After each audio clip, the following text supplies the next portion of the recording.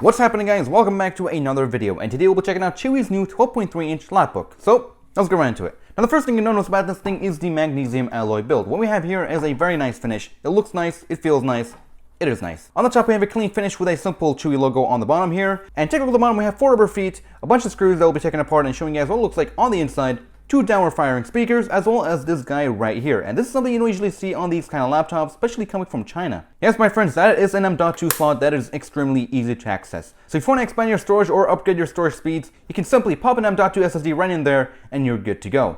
Moving on to the left side, we have a charging port as well as a charging LED, and this uses the usual 12-volt 2-amp charger. An upside down USB 3.0 port, which is kind of unfortunate, a mini HDMI port, as well as a reset button. And on the right side, we have a custody lock, which is something you don't usually see on these kind of laptops, an upside down USB 2.0, yes, another upside down port, and this time it's a USB 2.0, a headset jack so you get microphone and audio, and an SD card slot, and this runs at USB 2.0 speeds. And here's what it looks like under the hood. We have the Apollo CPU, the 64GB of eMMC storage, 6GB of RAM, the AC Wi-Fi chip right there, the charging board, as well as the 8000 mAh battery at 7.6 volts. You can see how big it is compared to the board, as well as the 2 downward firing speakers right down here, and finally a metal brace piece to give it some extra structure on top of the aluminum back piece. So overall, the internals look pretty good and very nicely installed. Now if you're wondering, yes, you can actually open this laptop up with one hand, which is nice, but you'll get this little bump at the end, but that is fine because you can still open it with one hand. So what we have here is a camera, lapbook logo, display, and the display here is an IPS 2736 by 1824 resolution, and it's a 4:3 aspect ratio,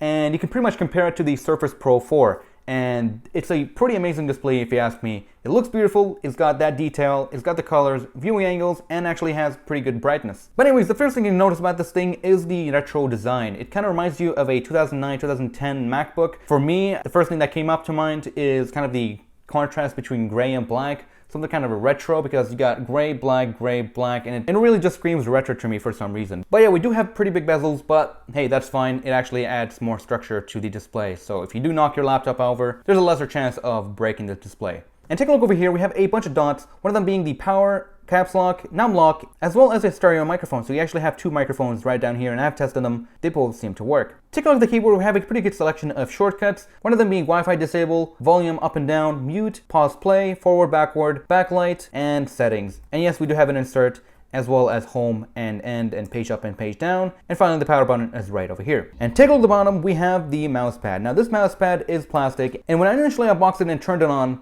I was blown away by how I was not frustrated right away by the mouse pad, because most of the modern laptops, whether they are Chinese or off the shelf, they're all trying to copy Apple with the flat touchpad design, which is kind of nice if it works fine, but most of the time it sucks, it's laggy, and it misclicks and has a bunch of problems. It does have all the Windows gestures, but you can't disable them, unfortunately, but they don't get in the way at least. And this is by far the most responsive touchpad that I have ever laid my hands on any laptop yet, especially from China. It actually is really responsive, especially the transition time when you move around and try to click something or double click or click and drag. It is almost instant, and it is very nice and satisfying. So you can actually get some pretty good work done with the touchpad that it comes with, and you don't have to really get an external mouse. It really depends on you.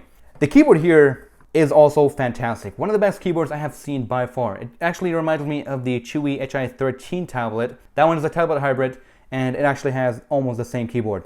A pretty decent amount of travel distance and depth, but overall it feels really nice to type on, and it is very satisfying, and you can definitely get some work done with this keyboard, and especially with this mouse combo right here. Here's a quick sample of what it sounds like.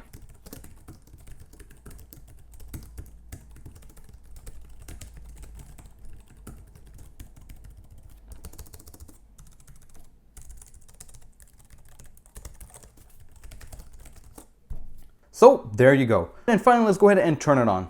Alright, so here are the boot times, and what we have here is Windows 10 Home, and yes, it is full English, and I did update this laptop to Windows Creators Update and had no issues whatsoever. The first thing we're going to talk about here is the storage speeds. So the eMMC storage that we have here is kind of disappointing. The write speeds are fairly slow, 23 megabytes per second, which is kind of disappointing, but at least we have the M.2 slot. Not only we can get more storage, but we can get faster storage at the same time. While doing that, we can easily clone or reinstall Windows from the eMMC storage onto the M.2 and change it in the BIOS settings. Now, although the BIOS is kind of limited on what settings you can change, you still have easy access to the boot menu. So if you want, you can go ahead and reinstall Windows, or install Ubuntu or whatever you want on this thing, because the hardware that's inside of it, it's standard Intel hardware, which is really good. Next, what we have here is the SD card speed. So again, USB 2.0 speeds, nothing surprising. It is pretty slow, but there you go. And here we have the task manager opened up with the computer idling with Steam running in the background, and the CPU is currently hovering around 5%, and the memory is hovering around 2 gigabytes of usage,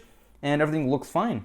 And here we have some 4K content being played on Chrome, and it's actually handling it very well. It may stutter here and there, but I have still not had that issue like I did in other laptops. So it plays it very well, very nice playback, it looks great, the display looks very nice and fantastic.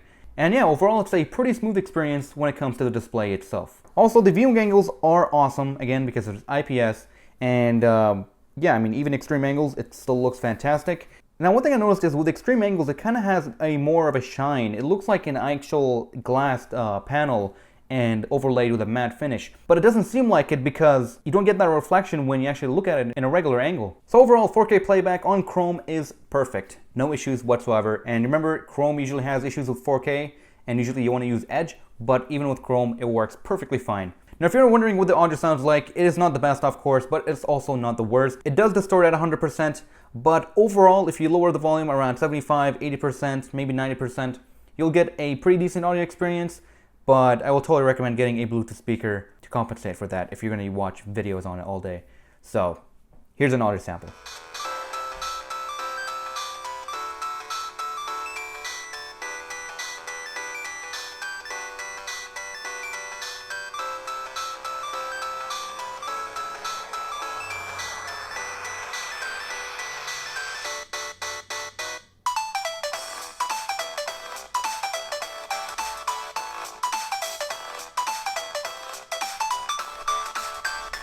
Say my name. Heisenberg.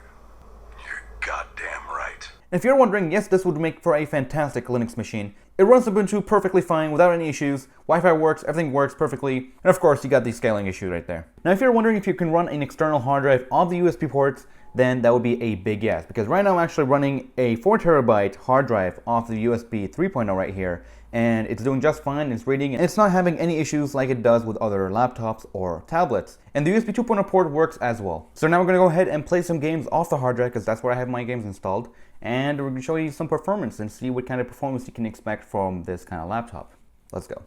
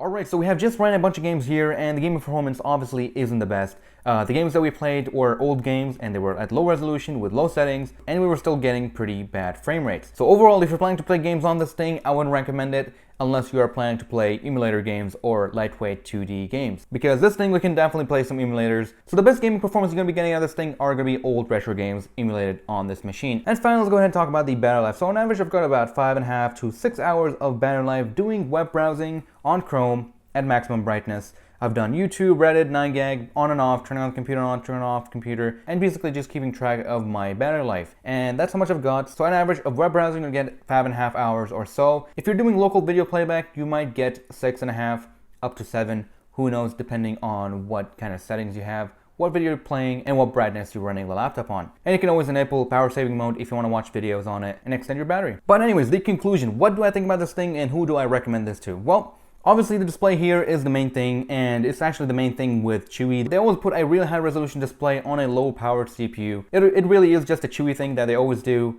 and that's how they are. So where this thing really shines is with the keyboard itself and the display, because the display is obviously really beautiful and anything you play on it is going to look very nice and gorgeous. The brightness is not the highest, but it can definitely get the job done. Right now I have 3 lights going on, 2 over here and 1 on top, and as you guys can see, the display is still very viewable. So overall, if you're someone who's looking for a pleasant browsing experience, thanks to the nice keyboard and touchpad here that are very responsive and very nice to type on. If you're looking to watch videos, 4K videos, anime, TV shows, you name it, this thing can do it, and it's got the display to show for it. So anything you're going to be playing on this thing is going to look gorgeous. And obviously the built-in speakers on this thing are not the best, but they are also not the worst that I've heard so far. But if you do want to watch videos and plan to make this machine your main machine to watch stuff on, I would recommend getting a Bluetooth speaker like this one. This is a Xiaomi speaker. I've reviewed it. You can check it over there if you want.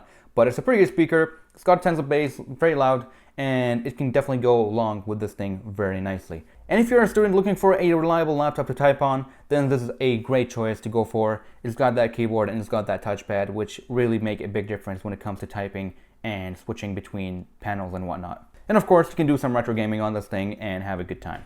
And that's actually pretty much it for this video, guys. So thank you guys for watching. Hope you guys have enjoyed this video and found it helpful. If you did, hit the like button and subscribe for content like this. And I'll see you guys in the next one. Take care, everyone.